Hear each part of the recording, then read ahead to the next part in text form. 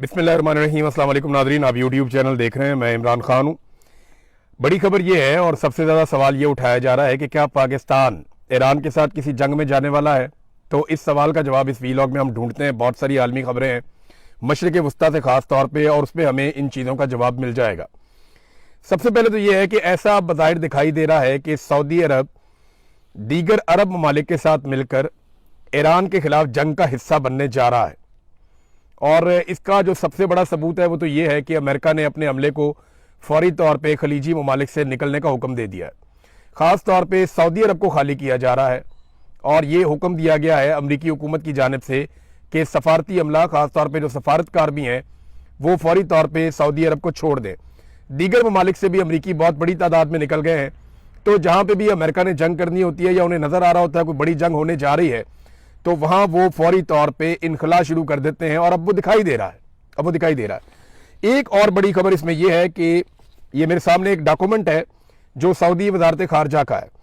इसमें ईरान को वाज़ेह वार्निंग जारी की गई है और बैनुल अक़वामी अखबारात में ये खबर छप चुकी है। सऊदी अरब ने ईरानी मौक़िफ़ को गलत करार दिया कि हमारी सरजमीन ईरान के खिलाफ इस्तेमाल हो रही है। यानी सऊदी अरब का मौक़िफ़ यह है कि अरब ममालिक जहां अमरीकी अड्डों पे ईरान ने अटैक किया, उन ममालिक के अड्डों के ऊपर से ईरान के ऊपर कोई अटैक नहीं हुआ। तो फिर ईरान के ऊपर अटैक हुआ कहां से, ये सवाल अपनी जगह मौजूद रहेगा। लेकिन सऊदी अरब का मौक़िफ़ यह है कि ईरानी सदर का दावा भी गलत है कि हमारे मुल्क से या हमारी बेसिस से, जो यहाँ पे बेसिस हैं अमेरिकन की, वहां से इनका दावा है कि ईरान के ऊपर हमला नहीं हुआ। और ईरान ने जो हमले किए हैं, जिनको ईरान जवाबी हमले कहता है, वो बिला जवाब हैं। सऊदी अरब ने सख्त अल्फाज इस्तेमाल किए हैं और साफ ईरान को एक तरह से जंग का नोटिस या धमकी दी है। और पाकिस्तान ने जो है उसके बाद ये स्टेटमेंट दिया है कि हम सऊदी अरब के साथ या सऊदी हुकूमत के साथ एक दिफाई मुआहदे में हैं। ये पाकिस्तान ने कहा है इस सिचुएशन के बारे में। अब पाकिस्तान ने क्या किया और पाकिस्तान क्या जंग में उतर सकता है, यही है ना अब तक का सबसे बड़ा सवाल। तो सबसे पहले तो आप ये देख लें कि प्रोफेसर जियांग, जिनके बहुत सारे इंकशाफात या बहुत सारी उनकी पेशन गोइयां वो बिल्कुल दुरुस्त साबित हो रही हैं, ये चाइनीज प्रोफेसर हैं। प्रोफेसर जियांग ये कहते हैं कि अगर जंग बढ़ी तो पाकिस्तान का बड़ा अहम किरदार इसमें हो जाएगा। अब पाकिस्तान एक दिलचस्प सूरत हाल में है, क्योंकि 12 रोज़ा जंग के दौरान पाकिस्तान ने ईरान की हमायत का इजहार किया था, लेकिन चंद माह बाद पाकिस्तान ने सऊदी अरब के साथ एक बाहमी दिफाई मुआहदा कर लिया। ये जो 12 रोज़ा जंग थी, ये पिछली थी जो जून 2025 में हुई थी। उस जंग के बाद पाकिस्तान ने सऊदी अरब के साथ एक दिफाई मुआहदा कर लिया था, जिसका मतलब यह है कि अगर सऊदी अरब पर हमला हुआ तो पाकिस्तान उसके दिफा के लिए सामने आएगा। प्रोफेसर जियांग के मुताबिक अगर इसराइल सऊदी अरब के खिलाफ मजीद फॉल्स फ्लैग कार्रवाइयां करने में कामयाब हो जाता है और सऊदी अरब ईरान के खिलाफ जंग का ऐलान कर देता है, तो इस मुआहदे के तहत पाकिस्तान को भी ईरान के खिलाफ जंग में शामिल होना पड़ सकता है। उन्होंने कहा कि यह इम्कान भी हो सकता है कि अमरीका ईरान के खिलाफ जमीनी रास्ता जब इस्तेमाल करे तो पाकिस्तान के जमीनी रास्ते से वो लड़ाई शुरू कर दे, क्योंकि ईरान का जनूब मशरकी इलाका निस्बतन ज्यादा कमजोर समझा जाता है, जबकि शुमाल मगरबी हिस्सा ईरान का जो है वो मजबूत है। यानी जो ईरान का एरिया तुर्की के साथ या इराक के साथ लगता है, वहां पे मादी में बहुत लड़ाइयां भी उन्होंने लड़ी हैं, तो उन्होंने अपना सारा जो मिलिट्री इंफ्रास्ट्रक्चर है वो वहां पर डेवलप किया है, यहां पर उन्होंने नहीं किया। पाकिस्तान की तरफ से उनको लगता था सत्ते खैरा ने, लेकिन यहां पे वो कमजोर है और ये कहा जा रहा है कि इधर से भी लड़ाई शुरू हो सकती है, अमेरिका ये रास्ता इस्तेमाल कर सकता है। बहरहाल ये तो वक्त बताएगा कि क्या किया जाएगा। लेकिन इस वक्त इसराइल को बहुत मार पड़ रही है और इस लड़ाई का अगर कोई सबसे बड़ा बेनिफिशियरी बनने जा रहा है तो वो इसराइल ही होगा, इसराइल के अलावा कोई नहीं होगा। क्योंकि इसराइल में कभी भी इतने बम नहीं गिरे, इतने मिसाइल नहीं गिरे। इसराइल ने वहां पर जितने भी कैमराज हैं, फुटेजेज हैं, सारी खत्म कर दी हैं और वो किसी को अलाउ नहीं कर रहा कि सोशल मीडिया के इस्तेमाल के जरिए से तबाही का कोई मंजर बाहर निकाले। आप गौर करें, जब इसराइल ईरान को मारता था या गजा के शहरियों को मारता था, और उस वक्त जब रॉकेट चलते थे और सुरंगों के अंदर जाते थे या जेर जमीन पनागाहों के अंदर चले जाते थे इसराइली, तो तब बड़ी वीडियोज आती थी नीचे से, तब बहुत सारे मनाजिर आपको दिखाई देते थे। लेकिन अब बिल्कुल कोई किसी किस्म का मंजर दिखाई नहीं दे रहा, फुटेज नहीं आ रही, वीडियोज नहीं आ रही। इसराइली शहरी सारे के सारे कहां गए कुछ पता ही नहीं चल रहा। वो एक शदीद ज़हनी तनाव और दबाव का शिकार है और वो ज़हनी मरीज बनते चले जा रहे हैं जो इसराइल के शहरी हैं। और जेर जमीन बंकर्स भी अब उनके महफूज नहीं रहे। इंडियन मीडिया के कुछ लोग वापस गए और एक इंडियन सहाफी ने यहां तक दावा किया कि 100 फुट नीचे तक भी जो पनाहगाहें हैं वो भी महफूज नहीं है, उनमें भी नुकसान हुआ है। अभी ये खबर आई है और एक दावा है और मुख्तलिफ मीडिया चैनल में ये चल भी रहा है। दावा ये कहता है कि रूसी खुफिया एजेंसी ने इस बात की तस्दीक की है कि ईरान हाइपरसोनिक मिसाइलों के हमले में, यानी ईरान ने जो हाइपरसोनिक मिसाइलों का हमला किया है उसमें इसराइली लीडरशिप के लिए बनाया गया जेर जमीन बंकर तबाह हो गया और इसमें अभी तक आग लगी हुई है। यानी अब बंकर्स भी उतने महफूज नहीं रहे क्योंकि मिसाइल बहुत बड़े और बहुत हैवी हथियार जो है वो इस्तेमाल हो रहे हैं। बंकर में इसराइली हुकूमत, ब्यूरोक्रेसी और फौज के आला हुकाम पनाह लेते थे। अब पता नहीं उस वक्त वहां पे वो थे या नहीं थे, लेकिन इस जगह पे वो पनाह जरूर लेते रहे माजी में। अब कितना नुकसान हुआ है क्योंकि इसराइल का कई जगह पे नुकसान रिपोर्ट हो रहा है और हत्ता के लबनान के करीब नुकसान रिपोर्ट हो रहा है, दीगर कई जगहों पे नुकसान रिपोर्ट हो रहा है, बेसिस के अंदर अमेरिका का नुकसान रिपोर्ट हो रहा है, कुछ अमरीकी फौजी पकड़े गए हैं ये भी दावा किया जा रहा है। तो आप सारी चीजों को प्लस माइनस करें तो अमेरिका और इसराइल के लिए अकेले में हालात उतने अच्छे नहीं है। आप नाए हुर्मुज़ बंद होने की वजह से पूरी दुनिया के ऊपर एक दबाव भी है। यूरोप उस तरीके से अमेरिका के साथ खड़ा नहीं हुआ, तो क्या पाकिस्तान खड़ा हो जाएगा? अब पाकिस्तान ने ना इस वक्त कुछ ऐसी डिमांड्स की हैं सऊदी अरब से जो ये बताती हैं कि पाकिस्तान जंग का हिस्सा बनने जा रहा है। मैं ये क्यों आपको कह रहा हूं इसका जरा मैं आपको आसानी के साथ समझा देता हूं। देखिए, सऊदी अरब इस वक्त जंगज़दा मुल्क बना हुआ है, उनकी ऑयल की रिफाइनरीज खतरे में है, अब नाए हुर्मुज़ बंद है, उनकी तजारत भी बंद है, सऊदी अरब के अंदर बम भी गिर रहे हैं और सऊदी अरब के अंदर कारोबारी जिंदगी मुअत्तल है या खराब हुआ है। अब ऐसी सूरत हाल में जब एक मुल्क इतने दबाव में हो तो क्या दूसरा मुल्क उससे पैसे मांग सकता है, उससे माल का तकाजा कर सकता है? नहीं कर सकता ना। ये इखलाकी नुक्ता नजर से भी जायज नहीं है और किसी भी हवाले से आप देखें तो जायज नहीं है। लेकिन पाकिस्तान ने ऐसे वक्त में जब सऊदी अरब शदीद दबाव में है, पाकिस्तान ने खतरात से घिरे हुए एक मुल्क से उसके तेल के रस्ते बंद होने के बावजूद, माशी दबाव के बावजूद पैसा मांग लिया है। पाकिस्तान ने मांगा क्या, ये जरा आप देख लीजिए, इसमें आपको सारी कहानी मिल जाएगी। ये दुनिया भर के मीडिया में छप गया। 10 साल के लिए पाकिस्तान ने $5 अरब का डिपॉजिट मांगा है कि हमें कर्जा दे दें आप $5 अरब और 10 साल के लिए वो डिपॉजिट आप हमारे पास रखें। अच्छा, याद रखिएगा सऊदी अरब का पहले ही पैसा पाकिस्तान के पास है, तो बहुत मुमकिन है ये वही पैसा जो है उसको 10 साल के लिए पाकिस्तान कह रहा है कि आप इसको हमारे अकाउंट में रहने दें, पैसे को आप ये पैसा अगले 10 साल तक हमारे अकाउंट से ना निकालें। 8 चीजें मांगी है पाकिस्तान ने सऊदी अरब से, जो 2 बड़ी चीजें मैं आपको बता देता हूं। नंबर 1 तो ये है कि 10 साल के लिए $5 अरब आप हमारे कौमी खजाने में जमा रहने दें। नंबर 1, ये कोई पैसा हमें वो दे नहीं देंगे लेकिन हमारे कौमी खजाने में जमा रहेगा। नंबर 2, $5 अरब की तेल की सहूलत हमें दी जाए, यानी में जो उधार तेल देता है सऊदी अरब उसकी मिकदार जो है वो $5 अरब तक कर दे। पहले मेरे ख्याल में $1.2 अरब थी, किसी दौर में ये $2 अरब भी थी, लेकिन अब पाकिस्तान ने डिमांड किया कि $5 अरब का तेल, तो ये $10 अरब की पाकिस्तान ने सहूलत मांगी है और ये उधार है, ये वो पैसा नहीं है जो सऊदी अरब देगा और पाकिस्तान का हो जाएगा।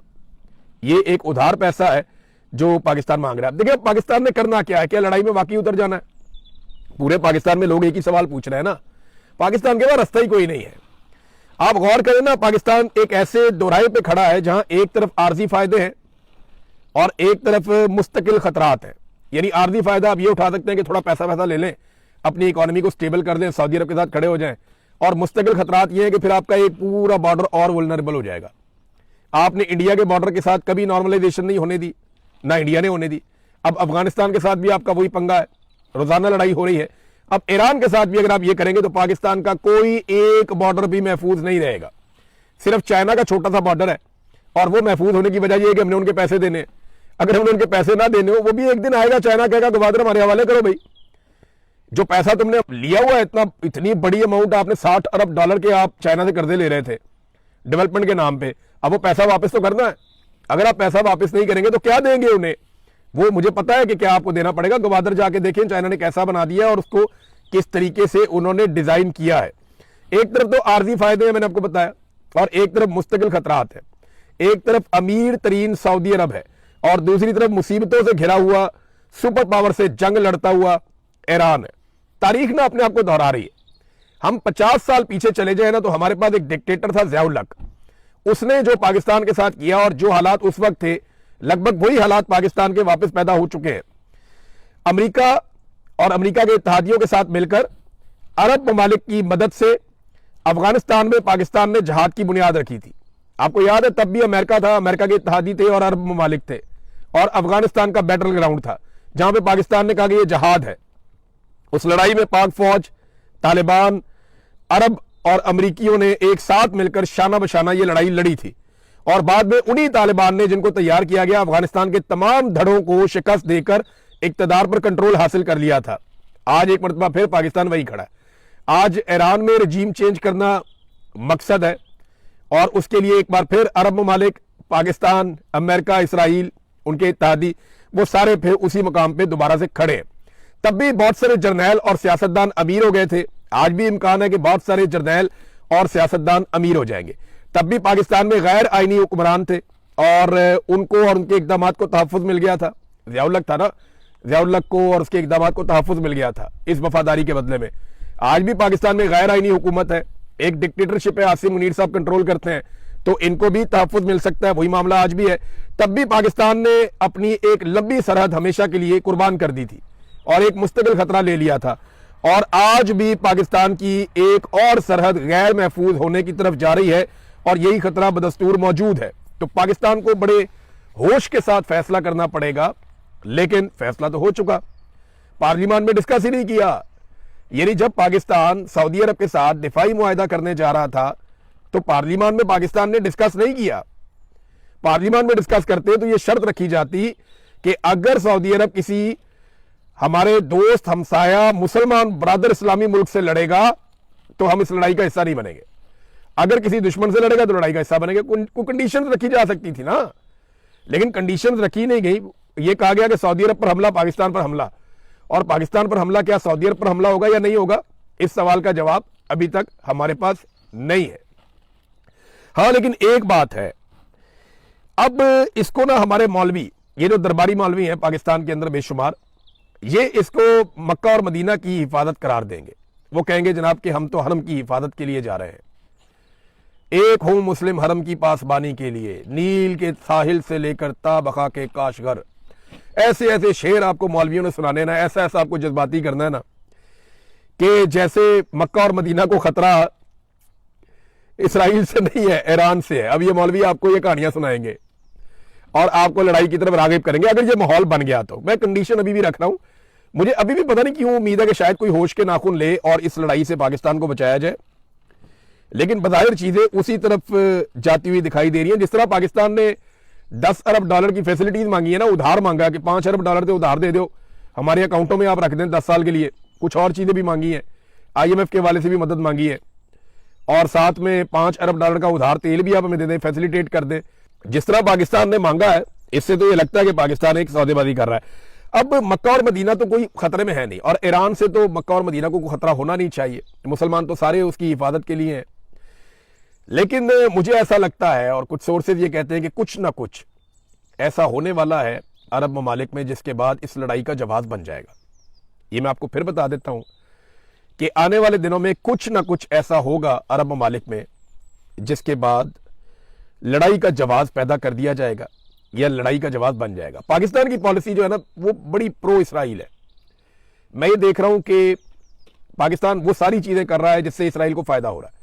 बोर्ड ऑफ पीस के अंदर जाना, अमेरिका को दरखास्त करना कि हम अपनी फौज भेजना चाहते हैं गाजा में, फिर सऊदी अरब के साथ एक दिफाई इत्तेहाद में जाना, फिर इसराइल और अमेरिका की मजम्मत नाम लिए बगैर करना, उनका यानी नाम भी ना लेना, उनकी मजम्मत भी ना करना, फिर ईरान की मजम्मत करना कि वो अमरीकी अड्डों पे अटैक क्यों कर रहा है।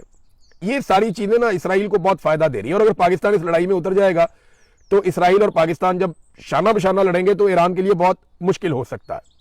अगर तो वाकई ये सिचुएशन बन जाती है तो ईरान जो है ना, वो बार बार यही कह रहा है कि पड़ोसी अरब ममालिक की सरजमीन हम पर हमलों के लिए बदस्तूर इस्तेमाल हो रही है। पाकिस्तान में ना एक और बड़ी खौफनाक कार्रवाई डाली जा रही है। कुछ नए अकाउंट्स बने हैं पाकिस्तान में सोशल मीडिया पे, ये जरा आपने गौर करना है और आपने देखना है, क्योंकि जो हमारे दोस्त एनालिसिस करते हैं उन्होंने ये रिपोर्टें बना ली हैं।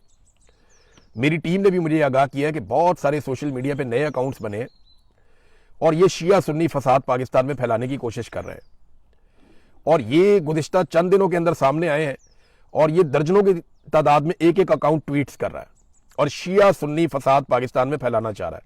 देखिए, एक बात बड़ी क्लियर है कि पाकिस्तान में जो अहले तशी बरादरी है, हमारे भाई हैं, वो ईरान के साथ उनकी एक थोड़ी सी वाबस्तगी है और एक अकीदत है। लेकिन अभी जिस तरह से ईरान ने ये लड़ाई लड़ी है, या इससे पहले पिछले साल जून में लड़ी थी 12 दिन की, या इसके अलावा ईरान ने जिस तरह फलस्तीनी या फलस्तीनियों के कॉज के लिए आवाज उठाई है पूरे मुस्लिम उम्मा से बढ़ के, तो जो अहले सुन्नत पाकिस्तानी है उन सबके दिलों में बड़ी कदर बढ़ गई है ईरान की, और बहुत ज्यादा एक भाईचारा और इत्तेहाद की फिजा बनी है पाकिस्तान में पहली मर्तबा। अब इस फिजा को तोड़ने की कोशिश की जा रही है अपने मजमूम मकासद के लिए। तो मेरी आप सबसे गुजारिश है, ऐसे अकाउंट्स को फौरन ब्लॉक करें, इनको रिपोर्ट करें, और इसके अलावा 2-4 बड़े अकाउंट्स भी हैं, वो भी यही कार्रवाइयां डाल रहे हैं, बारीक वारदातें। तो आपने शिया सुन्नी फसाद से और फिरका वारियत से पाकिस्तानियों बचना है, आपने इसका हिस्सा नहीं बनना। जब दुश्मन बम मारता है तो वो ये नहीं देखता कि ये शिया या सुन्नी है। जब वो आपके ऊपर अटैक करता है, जब गुर्बत आती है, तो वो ये नहीं देखती कि ये शिया या सुन्नी है। जब कोरोना वायरस आया था तो वो ऐसा नहीं करता था कि मैं शिया को लगूंगा और सुन्नी को नहीं लगूंगा। ये बात ज़हन में रखना कि हम सब मुसलमान हैं, भाई भाई हैं, हमारा एक वतन है, हमें आपस में अपना इत्तेहाद और इत्तेफाक कायम रखना है। ये हमें तकसीम करने की कोशिश करेंगे, और वजह क्या है? पैसा। वजह क्या है? मफाद।